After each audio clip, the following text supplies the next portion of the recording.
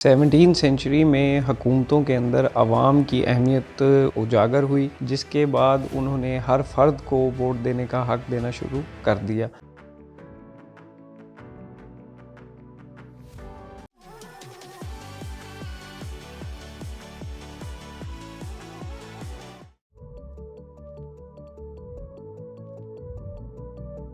अस्सलाम वालेकुम। जैसे कि आप लोग जानते हैं कि पाकिस्तान में आजकल इलेक्शंस का माहौल है और हर तरफ इलेक्शंस की ही बातें हो रही हैं। अगर आप अपनी डेली रूटीन की तरफ नज़र दौड़ाएं तो आपको रूटीन के अंदर इलेक्शंस के ऊपर या इलेक्शन से रिलेटेड मसाइल के ऊपर बात होती हुई नज़र आएगी। आज हम कुछ हिडन रियलिटीज़ के ऊपर रोशनी डालने की कोशिश करेंगे कि क्या ये निज़ाम जो इलेक्शंस का है ये अपना बुनियादी मकसद पूरा कर रहा है, जिसकी वजह से इस निज़ाम की बुनियाद रखी गई थी। इलेक्शंस का एक ही मकसद है जो कि अब्राहम लिंकन बताते हैं, अपनी स्पीचेस के अंदर बताया था उन्होंने कि the main purpose is to form the government for the people, of the people, by the people. इसके साथ 2024 जो है वो पूरी दुनिया में इलेक्शंस के साल के तौर पर याद रखा जाएगा, जिसमें नियरली 55 ममालिक ऐसे हैं जिनमें इस साल इलेक्शन होने जा रहे हैं, जिसका आगाज़ ताइवान के इलेक्शन से हो चुका है।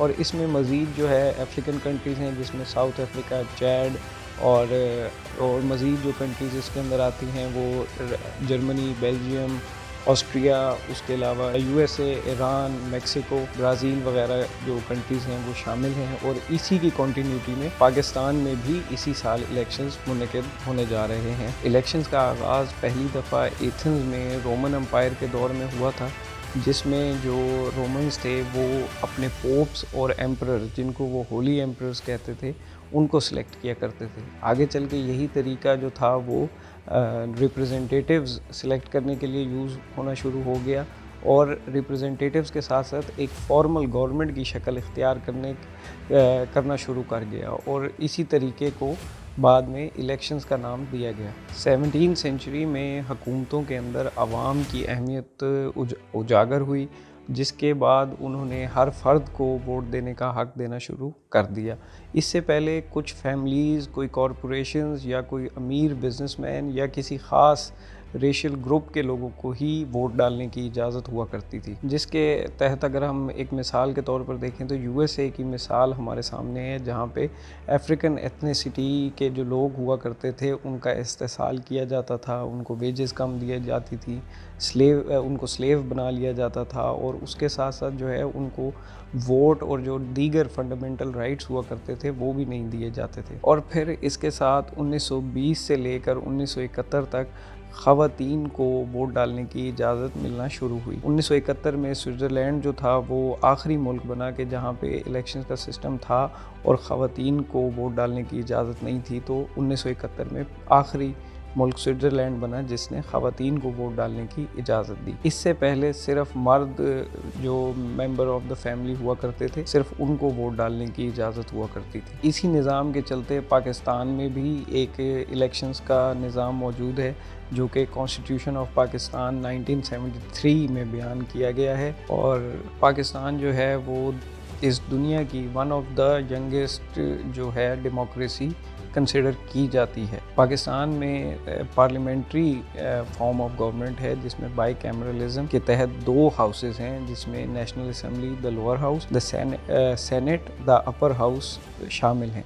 और इन दोनों के जो सीट्स हैं उनके ऊपर इंतखाबात कराने की ज़िम्मेदारी कॉन्स्टिट्यूशन के तहत आर्टिकल 218 में इलेक्शन कमीशन ऑफ पाकिस्तान को दी गई है। और कॉन्स्टिट्यूशन ऑफ पाकिस्तान के आर्टिकल 213 के तहत जो है वो चीफ इलेक्शन कमिश्नर की अपॉइंटमेंट होती है। आर्टिकल 214, 15, 16 और 17 हैं, उसके अंदर चीफ इलेक्शन कमिश्नर्स की पावर्स और ड्यूटीज़ को डिस्क्राइब किया जाता है। और आर्टिकल 219 से लेकर 226 तक जो है वो पावर्स, कंडीशंस और रोल्स को डिस्कस किया गया है। नेशनल असम्बली जो है उसकी टोटल 342 सीटें होती हैं, जिनमें से 272 के ऊपर डायरेक्ट इलेक्शंस करवाए जाते हैं और 60 सीटें जो हैं वो वुमेन कोटे में रिजर्व होती हैं और 10 सीटें जो बाकी रहती हैं उनको रिलीजियस माइनॉरिटीज़ के लिए मुख्तस किया जाता है। और अगर नेशनल असम्बली की सीट्स को प्रोविंस वाइज डिवीजन की जाए तो पंजाब के हिस्से में 183 सीटें आती हैं, सिंध के हिस्से में 75 सीटें आती हैं, KPK के हिस्से में 43 और बलूचिस्तान के हिस्से में 17 सीटें आती हैं। और फिर इसके बाद जो सेनेट है, सेनेट के अंदर हर सूबे को 23 सीटें दी गई थी और तकरीबन इन सीटों की तादाद 104 हुआ करती थी, जब तक कि फाटा जो है वो KPK में ज़म नहीं हुआ था। तो फाटा के KPK में ज़म होने के बाद से हर सूबे को 23 सीट्स मिलती हैं, कैपिटल टेरिटरी को 4, और जो फाटा की 8 सीटें थीं उनको चूँकि अब ख़त्म कर दिया गया है, तो अब टोटल सेनेट की सीटों की तादाद 96 रह चुकी है। तो पाकिस्तान में 1954 से लेकर अब तक तकरीबन 12 इलेक्शंस करवाए जा चुके हैं, जिसमें से 1954 और 1962 के जो इलेक्शंस थे वो इनडायरेक्ट करवाए गए थे। 1970 में पहली बार मुल्क में पहली बार जनरल इलेक्शंस करवाए गए थे, और 1985 के जो इंतखाबात थे वो गैर जमाती बुनियादों पे करवाए गए थे।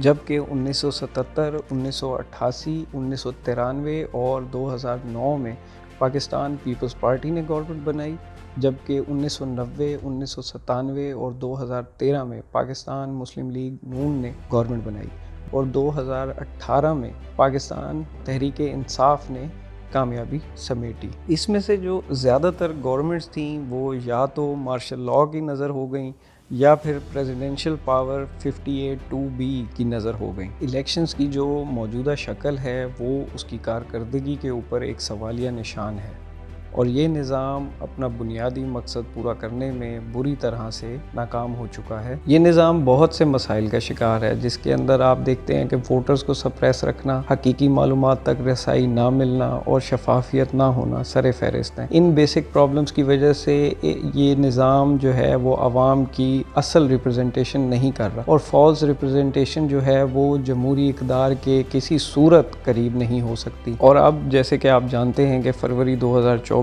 में पाकिस्तान में एक दफ़ा फिर जनरल इलेक्शंस होने जा रहे हैं। पूरी कौम को चाहिए कि इसको एक नेशनल ड्यूटी समझे और अपना वोट कास्ट करने लाजमी जाए। आपने ये चीज़ अक्सर सुनी होगी कि हर इलेक्शंस के बाद ये जितनी भी पॉलिटिकल पार्टीज़ हैं ये एक दूसरे पर धांधली के इल्ज़ामात लगाती हैं कि जी उसने धांधली कर दी, वो कहते हैं कि जी उन्होंने धांधली कर दी। लेकिन अगर पाकिस्तान का वोटिंग टर्नआउट डेवलप्ड कंट्रीज़ की तरह 100% हो जाता है, तो हर इलेक्शंस के बाद ये जो धांधली के बेबुनियाद इल्ज़ामात एक दूसरे पर लगते हैं, इसका भी खात्मा हो सकता है। और साथ ही पाकिस्तान जो है वो सीक्रेट बैलेटिंग मेथड से EMV मेथड के ऊपर जाने का सोच रहा है, क्योंकि पाकिस्तान अभी भी गवर्नेंस की जो मुश्किलात का सामना पाकिस्तान को करना पड़ रहा है उनको समझने की कोशिश में लगा हुआ है। उम्मीद करते हैं कि वो रास्ता जो तमाम लोगों को नज़र आ रहा है वो रियासत पाकिस्तान को भी नज़र आए, और जिसके बाद पाकिस्तान की मुल्की और इनफरादी तरक्की का आगाज़ हो सके। और फिर जब तक इन बुनियादी इश्यूज़ को एड्रेस नहीं किया जाएगा तो इलेक्शंस का जो प्रोसेस है वो इसी तरीके से शक के दायरे में रहेगा, और वो बुनियादी मकसद जिस